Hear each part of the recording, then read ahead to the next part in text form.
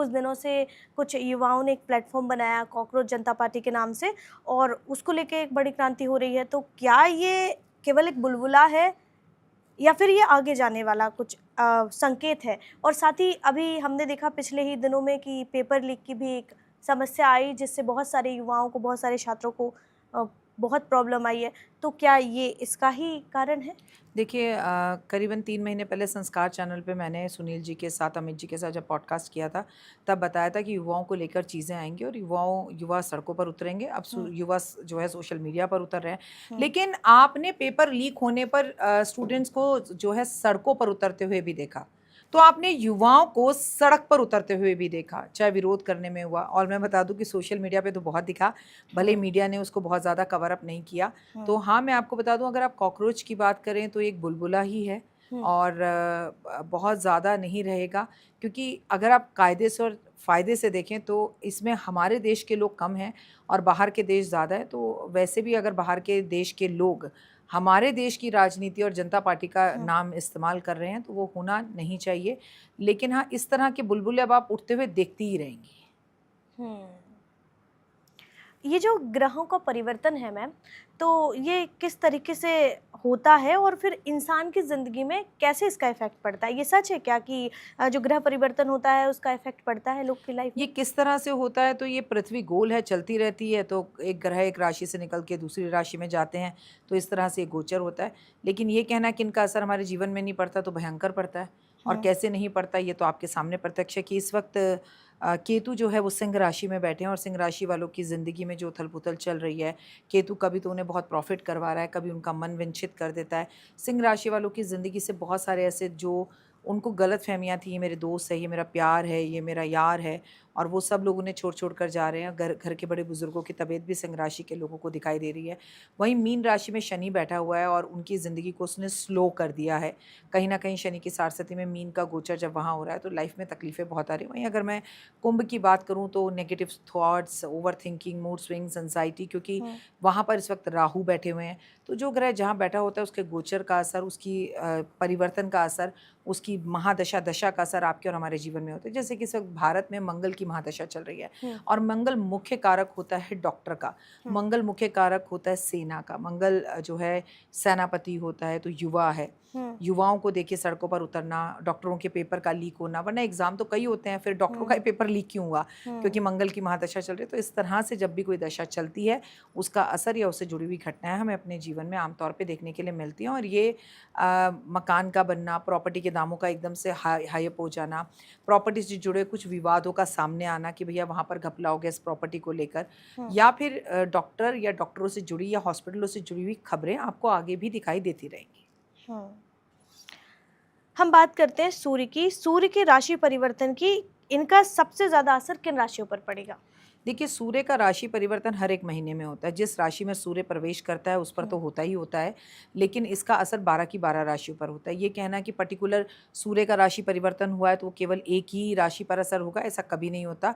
12 की 12 राशियों पर अच्छा भी होगा, 12 की 12 राशियों पर नेगेटिव भी होगा। प्लस हुँ, आपके कर्मा होने चाहिए। अब सूर्य जो है राजा है, हुँ, कर्ता-धर्ता है सिंह राशि का। हुँ, लेकिन अगर उसका राजा ही है फिर तो ज़िंदगी में सिंह राशि के साथ कुछ गलत होना ही नहीं चाहिए जब सूर्य उसका स्वामी है तो। हुँ, लेकिन ऐसा होता कब है? अब सूर्य सिंह राशि में ही केतु का गोचर हो रहा है, तो इनका मन बड़ा परेशान है, इनके दुश्मन बड़े पैदा हो रहे हैं। हुँ, ये शेयर मार्केट में भी कई जगह का नुकसान जो है उठा रहे हैं, और ये अपने जीवन में बड़े कन्फ्यूज़्ड भी रह रहे हैं। तो हुँ, ये चीज़ें भी आपको देखने के लिए मिल रही है। तो सूर्य का असर 12 की 12 राशियों पे पॉज़िटिव और नेगेटिव दोनों ही तरीके का दिखता है और दिखेगा। और मैं आपको साथ में एक बात बता दूँ कि हर महीने सूर्य अपना राशि परिवर्तन करता है, लेकिन क्योंकि पुरुषोत्तम मास में इस बार जेठ का महीना 2 बार है, तो हुँ, इसमें कोई जेठ की संक्रांति, पुरुषोत्तम मास की संक्रांति नहीं होती, इसलिए इसे मल मास भी कहा जाता है। इसलिए श्री कृष्ण भगवान ने इस महीने को अपना नाम दिया हुँ, पुरुषोत्तम, यानी कि पुरुषों में जो सबसे उत्तम हो, यानी कि हुँ। श्री कृष्ण।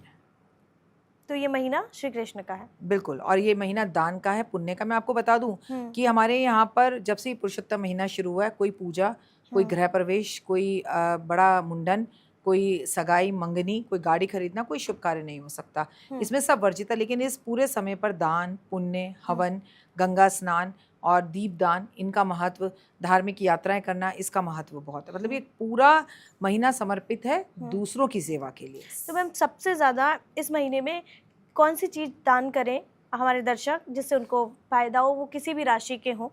देखो बेटा, दान का मतलब होता है, पहले तो इस संसार में सबसे बड़ा दान बताया गया है अन्न का दान। क्योंकि भैया भूख लगती है तो फिर कुछ समझ में नहीं आता। अगर किसी भूखे का पेट भर दो, उससे बड़ा कोई दान नहीं है। क्योंकि आपको मालूम है ज़बरदस्त गर्मी चल रही है, तो आप पानी रखिए, पक्षियों के लिए पानी रखिए। उसके बाद जो सबसे बड़ा दान आता है वो है दीप दान। हम अगर कार्तिक की बात करें, वो भगवान कृष्ण विष्णु जी को समर्पित है, ठीक है, राम जी को समर्पित है, एक ही बात है, विष्णु कहें, कृष्ण कहें, राम कहें, तीनों एक ही हैं, तो उन्हीं को समर्पित है, तो वहाँ पे दीपदान होता है। लेकिन वहाँ मुझे दीपदान का मतलब समझ में आता है, क्योंकि सर्दी होती है, ठीक है, तो जगह जगह पे दीप जलाए जाते हैं। वहीं पर अगर हम सावन कहें तो पानी से वो संबोधित हो जाता है, भाई गंगा जल उठाकर लाओ, गंगा जल लोगों को जल पिलाओ गर्मी में। पुरुषोत्तम मास में ना छबील बांटना, वैसे भी हमारे यहाँ तो गर्मी में आपको पता है निर्जला एकादशी आती है, तो पानी बांटा जाता है, तो हमारे यहाँ बड़ा महत्व है इसका। तो पानी का बांटना, अन्न का दान करना, लेकिन सबसे बड़ा है दीप दान। आप इस टाइम पे दीप दान करते हैं 33 बत्तियां डालकर, सरसों के तेल का, घी का या चमेली के तेल का, क्योंकि देखिए दूध घी सब कुछ महंगा हो गया है पेट्रोल की वजह से। अब मैं लोगों से कहूँ आप घी के 33 दिए जलाओ, तो लोग कहेंगे राखी जी घर में खाने को तो है नहीं। तो मैं क्या कहती हूँ, ताकि रही भावना तैसी, प्रभु मूरत देखी तिन तैसी। भैया मन में होना चाहिए। आप बिल्कुल मत जलाओ घी के, अपने बच्चे को, पढ़ने वाले को घी खिलाओ, लेकिन कम से कम आप सरसों के तेल के, नारियल के तेल के, क्योंकि मैं हमेशा कहती हूँ कुछ ना करने से कुछ करना बेहतर होता है। तो हम सूर्य की बात कर रहे थे मैम, अगर सूर्य किसी की राशि में कमज़ोर है, तो इस कमज़ोर सूर्य से क्या उसको दिक्कत आ सकती है? देखिए, सूर्य कमज़ोर है, उसके लक्षण होते हैं। पहले बेटा लक्षण पे बात कर कैसे लेते हैं। पता चलेगा कि किसी का सूर्य कमज़ोर है? उसके हाथ शेक करेंगे, उसमें कॉन्फिडेंस नहीं होगा, वो बात करने से डरेगा, उसके बाल उड़ेंगे, वो गंजा होगा, और सबसे बड़ी बात, उसके पिता से उसके झगड़े होंगे, वो अब शब्द अभद्र भाषा बोलेगा, उसको कभी सरकार से फ़ायदा नहीं होगा, सरकारी नौकरी नहीं लगेगी, लेट तक सोता रहेगा। सूर्य डिसिप्लिन है। जिसका सूर्य खराब है वो व्यक्ति कभी डिसिप्लिन नहीं हो सकता, उसको वक्त की कदर कभी नहीं होगी। आसमान, दुनिया, कोविड आ गई, सब देख लिया हमने। जब हम पैदा नहीं हुए थे तो हमारे बड़े बुजुर्गों ने प्लेग भी देख लिया था, चूहे की बीमारी। लेकिन क्या कभी ज़िंदगी में तुमने सुना कि सूर्य आधा घंटा लेट हो गया? क्या कभी तुमने सुना सूर्य आधा घंटा देर से छुपा? ये असंभव है, असंभव। तो जब सूर्य को पसंद है डिसिप्लिन, कोविड हो, कोई मरे, कोई जिए, इससे कोई मतलब नहीं है। तो जिस व्यक्ति का सूर्य खराब होगा वो कभी वक्त पे नहीं आएगा, वो कभी समय की कदर नहीं करेगा, वो कभी डिसिप्लिन नहीं होगा, उसके चेहरे पर एक चमक कभी नहीं होगी। और अगर सूर्य खराब है तो कैसे कौन से ऐसे उपाय करें जिससे वो अच्छा हो जाए?